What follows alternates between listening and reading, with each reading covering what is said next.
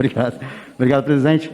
Presidente, eu faço um apelo aqui para os partidos que o texto original da MP, ele tinha o mérito e o objetivo de garantir maior acesso, inclusive a serviços públicos, que por conta, hoje, da pandemia, tem mais dificuldade de chegar na população, principalmente a população mais pobre e a população distante de alguns serviços, até por estarem concentrados, às vezes, na capital.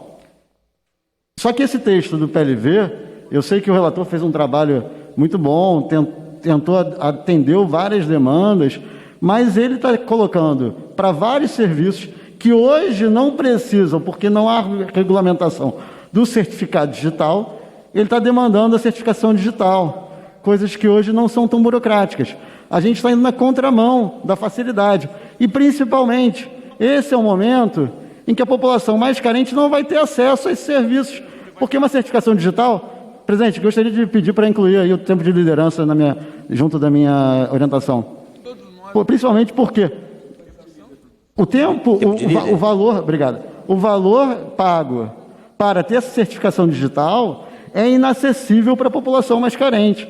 Por mais que tenham avanços que a gente reconhece do PLV para a MP, ou seja, o PLV adicionou alguns pontos positivos, mas esse ponto é crucial.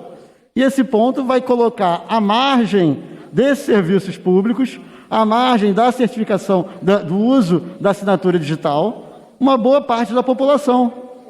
Por isso, a gente clama que pede para que os partidos que estão orientando não o destaque de preferência do novo, que orientem sim, principalmente aqueles que têm preocupação com a população mais pobre e com a origem dessa MP, que era democratizar, que era dar acesso a toda a população a esse tipo de ajuda, de apoio, para essas pessoas poderem ter acesso ao serviço público, pensando que a gente está aqui indo na contramão. Até porque, até mesmo transações entre pessoas, entre entes privados, que não eram regulamentadas, com esse texto agora passam a ser e tendo a necessidade do certificado digital. Ou seja, a gente vai mais uma vez burocratizar.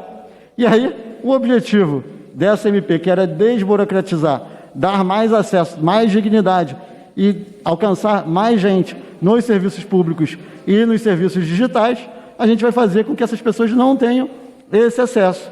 Isso é muito ruim, mesmo com as melhorias apontadas por alguns partidos, mas esse ponto é crucial. E só ele faz com que, sozinho, a MP original, o texto original, seja melhor do que o PLV. Por isso a gente pede que seja feita essa análise, que os partidos entendam isso e mudem aqueles que orientaram não, pelo sim, porque o texto original ia no sentido correto. E aproveitando esse tempo de liderança que me resta, presidente, gostaria que, inclusive, a matéria de hoje tem toda afinidade com o fato público de hoje importante, que é a saída dos secretários especiais do Ministério da Economia, o secretário Salim Matar e o secretário Paulo Ebel, que é a origem dessa MP, que é justamente a desburocratização, digitalização, e do lado do Salim Matar, a desestatização.